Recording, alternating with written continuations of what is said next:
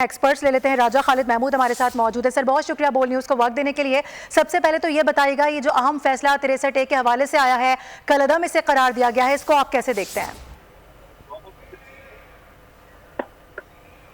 खालिद साहब जी, राजा खालिद साहब मुझे सुन सकते हैं आप? जी जी मैं सुन रहा हूँ। जी जी जी, मैं इस हवाले से आपसे जानना चाह रही हूँ कि 5 रुकनी बेंच की जानिब से मुत्तफिका फैसला आ चुका है। करनी है तो ही ना हमारी। सर मुझे सुन सकते हैं आप? जी जी मैं सुन रहा हूँ, प्लीज। ठीक है सर, मैं ये जानना चाह रही हूँ कि सुप्रीम कोर्ट ने आर्टिकल 63A का फैसला जो है, उस केस का फैसला कलअदम करार दिया है, तो इस हवाले से क्या राय रखते हैं आप, क्या कहना चाहेंगे इस पर? जी जी जी मैं समझता हूँ कि सुप्रीम कोर्ट का ये फैसला बिल्कुल मुतवक्के था, इसलिए कि 63A का फैसला करते हुए उस वक्त का जो बेंच था उसने कॉन्स्टिट्यूशन को रीराइट किया था, और सिर्फ 63A ही नहीं बल्कि जो 95 है हमारा article with regard to no confidence motion, वो भी बिल्कुल गैर मौसर हो गया था, रिडेंडेंट हो गया था। और कोर्ट का ये कतन अख्तियार नहीं है, ना उनका प्रीरोगेटिव है, ना उनकी जुरिस्डिक्शन है कि वो कॉन्स्टिट्यूशन को रीराइट कर सकें या अमेंड कर सकें। कोर्ट्स का काम सिर्फ कॉन्स्टिट्यूशन की तशरीह और ताबीर करना होता है, उसकी इंटरप्रिटेशन करनी थी। लेकिन उस वक्त की कोर्ट ने शायद किसी का रास्ता रोकने के लिए और किसी को फायदा पहुंचाने के लिए, मैं समझता हूँ कि एक मोटिवेटेड फैसला था, जिसकी बुनियाद पे आइन के इस आर्टिकल को 63A को उन्होंने अमेंड किया।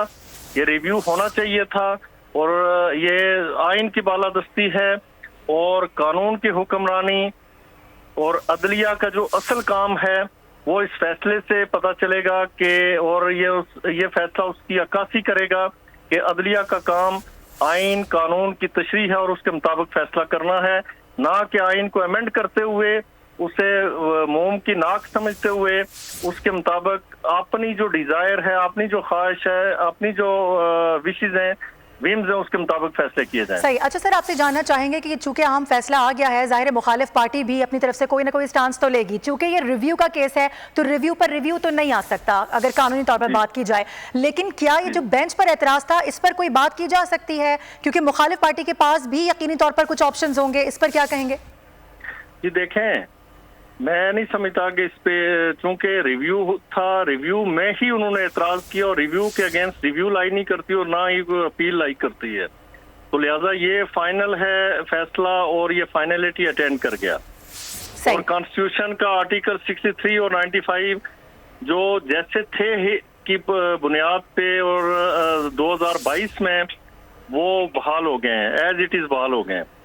ठीक है। अच्छा सर, इसके बाद चूंकि अब ये कहा जा रहा है, क्योंकि अब जितनी भी पार्लियामान में पार्टियां मौजूद हैं उनका कोई भी शख्स, कोई भी मेंबर अपनी मर्जी का किसी को वोट कास्ट कर सकता है, जिसमें किसी भी किस्म की जो बाउंड्रीज हैं सियासी पॉलिटिकल हवाले से वो उसको सामने ना रखते हुए ये फैसला लिया जा सकता है। तो इसको आप किस तरह से देखते हैं? क्या ये मामला ठीक है? जी देखें ना, वो तो पहले से कॉन्स्टिट्यूशन के अंदर मौजूद था और पूरी दुनिया के अंदर इस तरह से होता है कि कोई मेंबर भी अगर उसकी पॉलिटिकल पार्टी वो उसे रिस्टेन नहीं करती तो किसी को वोट दे सकता है, लेकिन अगर जो उसकी पार्लियामेंट्री पार्टी है उसकी डायरेक्शन के खिलाफ वो वोट देता है या एब्सटेन करता है तो फिर उसे सजा मिलती है डिफेक्शन की, कि वो डिसीट हो जाता है। लेकिन आप देखिए कि थोड़ा अर्सा पहले बरतानिया के अंदर उनके जो प्राइम मिनिस्टर थे बोरिस जॉनसन, उनके खिलाफ उनकी पार्टी के 148 मेंबर्स ने वोट दिए। तो हमेशा ये होता है, पूरी दुनिया में ऐसे होता है कि अपोजिशन तनहा तौर पे अकेले या सोली किसी भी प्राइम मिनिस्टर को चेंज नहीं कर सकती, क्योंकि अपोजिशन हमेशा अकलियत में होती है, इसलिए उसे दूसरी पार्टियों का सहारा लेना पड़ता है। पर्टिकुलरली जो इक़्तिदार में पार्टी है, जो ट्रेरी बेंचेस हैं, वहां से वोट्स होते हैं उसके खिलाफ, जिसकी वजह से वो नो कॉन्फिडेंस मोशन कामयाब होती है। और ये भी याद रहे कि नो कॉन्फिडेंस वही लोग करते हैं जिन्होंने पहले से कॉन्फिडेंस किया होता है।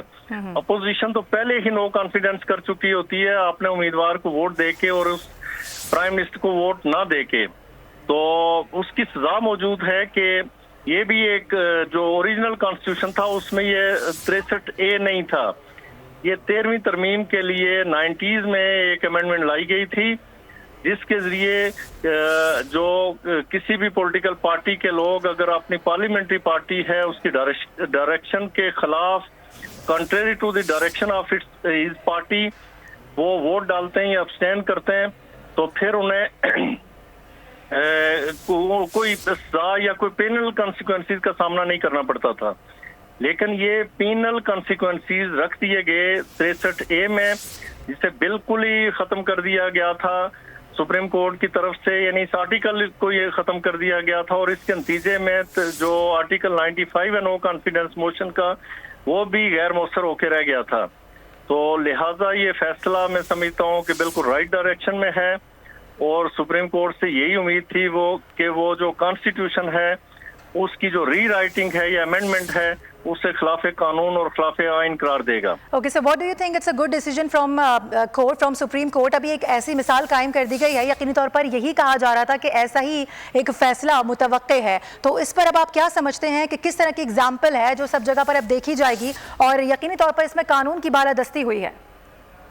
जी बिल्कुल ऐसे ही है ना कि आपने कॉन्स्टिट्यूशन को बरकरार रखा और ये करार दे दिया कि कॉन्स्टिट्यूशन को हम रीराइट नहीं कर सकते, अमेंड नहीं कर सकते, जिस तरह ये रिजर्व सीट्स के मामले में भी हुआ और मैं समझता हूँ कि वो भी रिव्यू होगा।